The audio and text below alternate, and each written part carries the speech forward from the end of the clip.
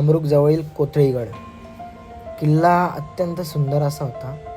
तिथले मंदिरे, तिथले गुहारे, हे नक्षी कोरीव काम, त्यानंतर धान्य ठेवायचे कोठार वगैरे हे सर्व बघण्यासाठी माझा मित्र आणि मी गेलो होतो आज कोथळीगडावर. या किल्ल्याचा उपयोग भीमाशंकर व सावळा घाट यावरील घडामोडी व लक्ष ठेवण्यासाठी या किल्ल्याची बनावट केली गेली होती.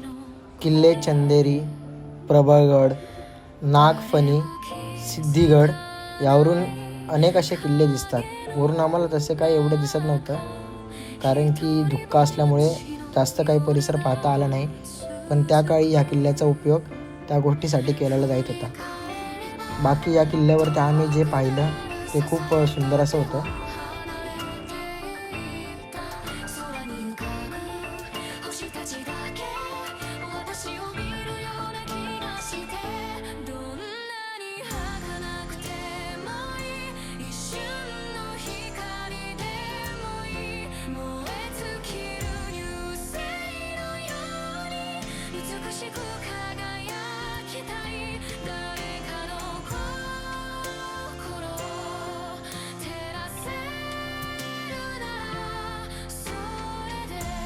किल्ल्यावरती येताना जरा पाया वगैरेकडे लक्ष देत जा, कारण की आम्हाला येताना तिथे 2 साप दिसले. बाकी तुम्हाला अगर ह्या किल्ल्यावरती यायचं असेल तर तुम्ही तुमची पर्सनल व्हेकल घेऊन या. मॅपवरती सर्च करा कोथळीगड, तुम्हाला इझी भेटून जाईल. रस्ता पण खूप छान होता. ट्रेननी यायला काही विषय नाही, पण ट्रेननी तुम्हाला काहीच ऑप्शन आहे नाही तिथं, कारण की तिथं बस टॅक्सी वगैरे पण काय आहे नाही, कारण की खूप गावात असल्यामुळे तिथं काय उपलब्धता पण नव्हती. म्हणून आम्ही आमची पर्सनल व्हेकल घेऊन आलो होतो. ह्या पायऱ्या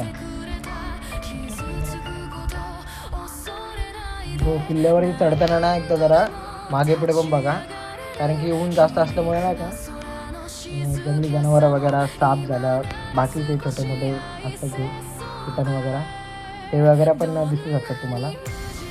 किल्ला तर खूप छान होता. ह्या पायऱ्या पण खूप सुंदर होत्या. इथेशी एक व्ह्यू होता, पण माझा मित्र बोलला की तुम्ही काय दिसत नाही धुक्यामुळे, मी तिकडे गेलोच नव्हतो.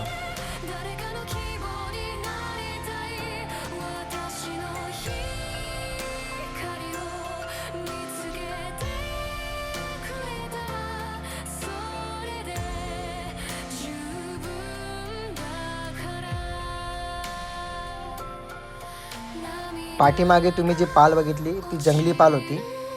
त्यामुळे तुम्हाला बोललो किल्ल्यावरती चढताना मागे पुढे एकदा जरा लक्ष द्या आणि पाणी वगैरे कमी घेऊन या, कारण की वरती पाण्याचे भरपूर असे कुंड होते. जवळजवळ 7 की 8 कुंड होते. बाकीचं पाणी तर पिण्यालायक नव्हतं, पण त्यात 2-3 कुंड असे होते की त्यातून तुम्ही पिऊ शकत होता.